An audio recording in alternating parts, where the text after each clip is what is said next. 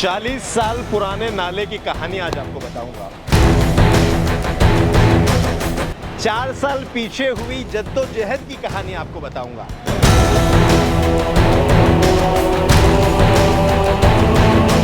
एक नाले के चक्कर में वार्ड 9 से कई लोगों के पलायन की कहानी आपको बताऊंगा और ये बताऊंगा कि आखिर एक नाला आरआरटीएस, निगम और वार्ड 9 के क्षेत्रवासियों, निगम पार्षद, जनप्रतिनिधि, जितने भी लोग यहाँ पर जुटे, उन सब की बदौलत कैसे बन गया।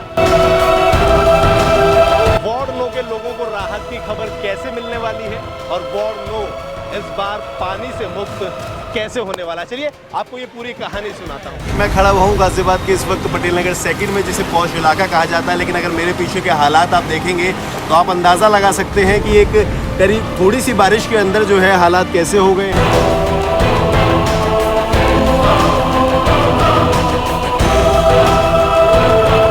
और इस वक्त पटेल नगर सेकंड, जो कि पॉश इलाका कहा जाता है गाजियाबाद का, यहाँ पर हम मौजूद हैं।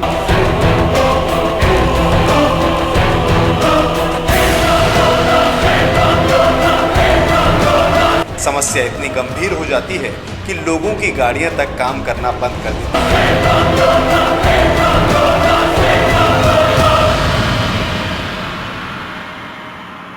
गाजियाबाद का वार्ड 9, जो कि 5-5, 6-6 फीट पानी से जो है वो लबालब रहता था मानसून के दौरान, यानी कि बारिश के दौरान।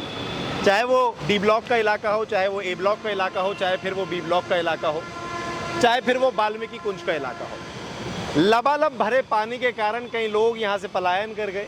कई लोगों के सामान खराब हो जाते थे और मानसून के इंतज़ार से पहले ही लोग घरों को छोड़कर बाहर निकल जाते थे। गंदगी, नाले की बंदगी और उसके बाद में लोगों की परेशानी, जो वार्ड 9 को तमाम समय से पिछले 40 साल से लगभग परेशान कर रही थी, लेकिन अब उस वार्ड 9 के लिए राहत की खबर लेकर आया है ये नाला। ये जो नाला आप मेरे पीछे देख रहे हैं, ये आरआरटीएस द्वारा बनाया गया है, जिस नाले को जोड़ा गया है वार्ड 9 के पुराने नाले से, जो कि नाला पीछे वार्ड 9 के बड़े नाले में आकर अब मिल रहा है। और वार्ड 9 का जो बड़ा नाला वाल्मीकि कुंज की तरफ से मेरठ रोड से ये निकलता है, इस नाले को अब आरआरटीएस के नाले से मिला दिया गया है। जानकारी के लिए मैं आपको ये बता दूं कि कल ही एक दिन पहले इस नाले की जो है वो छत डाली गई थी। अभी ये छत पूरी तरह से पकी भी नहीं थी और यहाँ पर इस नाले पर बल्लियाँ लगाई गई थी, एक दीवार खींची गई थी ताकि इसको तसल्ली से सुखाने के बाद इसका उद्घाटन किया जाए। लेकिन क्योंकि 27 तारीख को मानसून की डेट बताई गई थी और मानसून अपने समय से पहुँचा और एक अच्छी बारिश हुई, उस बारिश के बाद एक नाला जो था, जो पुराना नाला, लबालब भर गया और उसके बाद उस नाले के पानी ने इस बल्लियों को, इस दीवार को अपने आप तोड़ दिया।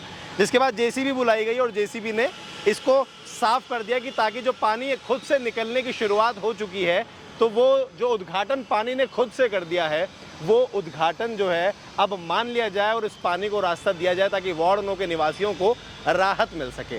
अब इसमें भी बहुत सारी चीज़ें निकल कर सामने आती हैं। कुछ लोग कहते हैं कि पिछले कई सालों से वो मेहनत कर रहे थे, चाहे वो कागजी कार्रवाई की बात हो, चाहे वो निगम की बैठकों की बात हो।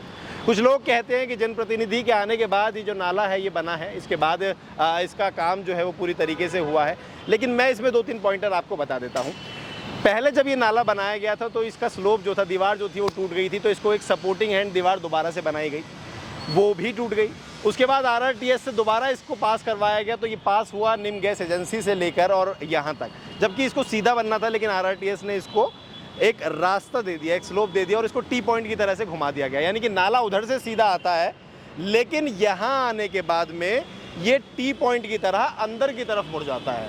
तो लोगों के मन में ये भी विचार है कि कहीं टी पॉइंट की तरफ जब ये मुड़ेगा तो ऐसा ना हो कि यहाँ पर जो मलबा था, जो गंदगी थी, वो जमी रह जाए और पूरी तरीके से जो फ्लो नाले का होना चाहिए वो नहीं होना चाहिए। हालांकि इसको इस तरीके से बनाया गया कि सेल्फ क्लीनिंग नाला है, मतलब ये खुद की क्लीनिंग करता हुआ चलेगा, गंदगी को साथ लेता हुआ चलेगा। लेकिन क्योंकि पीछे का नाला पुराना है, तो ये देखने वाली बात होगी कि आने वाले मानसून में किस तरीके से ये काम करने वाला है। अब जनप्रतिनिधि की बात करते हैं, तो जनप्रतिनिधि के बिना क्षेत्र में काम होना थोड़ा सा मुश्किल होता है, तो इसमें जनप्रतिनिधि भी लगातार विजिट करती रही। लेकिन क्योंकि मैं बता रहा था आपको कि 40 साल पुरानी ये कहानी, 40 साल से पटेल नगर का जो ये वार्ड 9 जो है, पटेल नगर हो या बाकी जो क्षेत्र वार्ड 9 के अंदर आते हैं, वो लबालब भरे रहते हैं। और अब इस समय मैं अगर बात करूं तो पिछले 4 साल पर आपको लेकर चलता हूं, तो पटेल नगर के बहुत सारे निवासियों ने इसके लिए मेहनत करी, जिसमें एक नाम आम आदमी पार्टी के प्रत्याशी पंकज शर्मा का भी आता है, जो कि लगातार कागजी कार्रवाई में लगे रहे, निगम के कार्यों में लगे रहे और उन्होंने चुनाव भी इसी मुद्दे को लेकर लड़ने का बहुत प्रयास किया। लेकिन जब हम वापस आते हैं तो देखते हैं कि निगम की तरफ से भी जो है निगम पार्षद और जो भाजपा कार्यकर्ता थे वो भी यहाँ खड़े नज़र आते थे, आम आदमी पार्टी के कार्यकर्ता यहाँ नज़र आते थे, बाकी जो क्षेत्र के निवासी हैं, जो समाज सेवी हैं, वो भी यहाँ पर खड़े नज़र आते थे। तो हर किसी के जहन में एक सवाल ज़रूर रहता था कि ये नाला बन जाए, क्योंकि ये वार्ड 9 के लिए बन रहा है।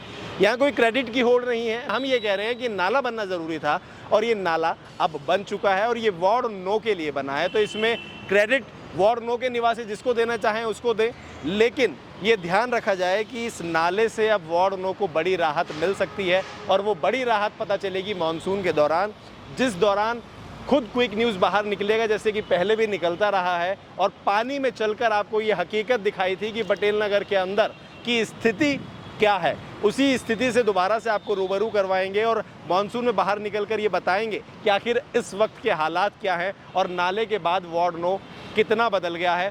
खैर, आपको ये खबर कैसी लगी, आपको इस नाले की कहानी कैसी लगी, आपको इस नाले के बारे में कितनी जानकारी है, हमें कमेंट करके ज़रूर बताइएगा और बताइएगा कि आखिर इस नाले के उद्घाटन, सेल्फ उद्घाटन होने के बाद में आपके मन में क्या चल रहा है। कमेंट करके बताइएगा और बने रहिए क्विक न्यूज़ के साथ वार्ड 9 की तमाम खबरों के लिए।